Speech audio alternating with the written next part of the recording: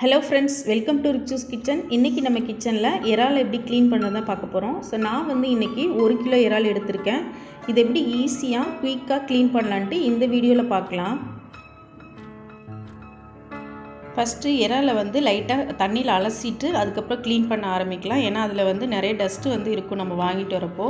So அதுக்கப்புறம் நம்ம அந்த இறாலோட தலைப்பகுதியை லைட்டாக ப்ரெஸ் பண்ணி இழுத்தோம் அப்படின்னா அது வந்து வந்துடும். அதுக்கப்புறம் வால் பகுதியை பிடிச்சி லைட்டாக ஒரு ப்ரெஷர் கொடுத்து பேக் சைடு இழுத்தோம் அப்படின்னா அந்த ஷெல்லோட, அதாவது இந்த இறால் கூட ஒட்டியிருக்க ஷெல்லோடு அப்படியே வந்துடும். மீதி இருக்க போர்ஷனை அதனோட வயிற்று பகுதியில் அடியில் வந்து கால்லாம் இருக்கும் இல்லையா, அதை வந்து லைட்டாக ப்ரெஸ் பண்ணி எடுத்துக்கலாம்.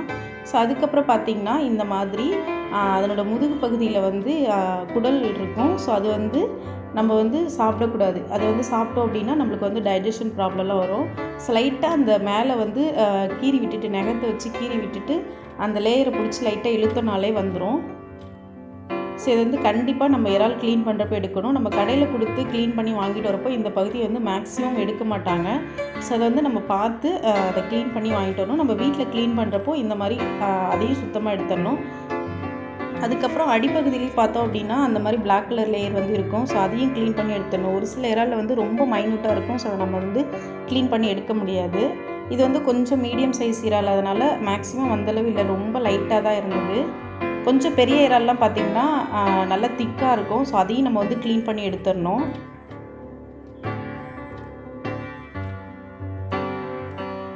நம்ம வந்து வால் பகுதியை வந்து லைட்டாக ப்ரெஷர் கொடுத்து இழுத்தோம் அப்படின்னா ஈஸியாக வந்துடும். நம்ம டக்குன்னு க்ளீன் பண்ணிடலாம். தலையை வந்து கிள்ளி போட்டுட்டு வால் பகுதியை வந்து லைட்டாக ப்ரெஸ் பண்ணி இழுத்துடணும். அவ்வளோதான், ஈஸியாக டக்குன்னு க்ளீன் பண்ணிடலாம். அதே மாதிரி இந்த முதுகு பகுதியில் இருக்க அந்த குடலையும் வந்து லைட்டாக நகத்தில் கீறி விட்டுட்டு எடுத்தோம் அப்படின்னா டக்குன்னு க்ளீன் பண்ணிடலாம். இறால் வந்து க்ளீன் பண்ணுறது நிறைய பேர் கஷ்டம்னு நினச்சிட்டு இருப்பாங்க. ஸோ ரொம்ப ஈஸி தான்.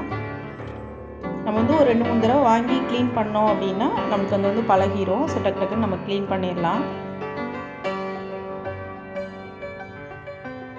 அதே மாதிரி நம்ம வாங்குறப்போ கொஞ்சம் பெரிய சைஸ் இறாலாக வாங்கணும். ரொம்ப குட்டியாக வாங்கினோம் அப்படின்னா க்ளீன் பண்ணுறது கொஞ்சம் கஷ்டமாக இருக்கும்.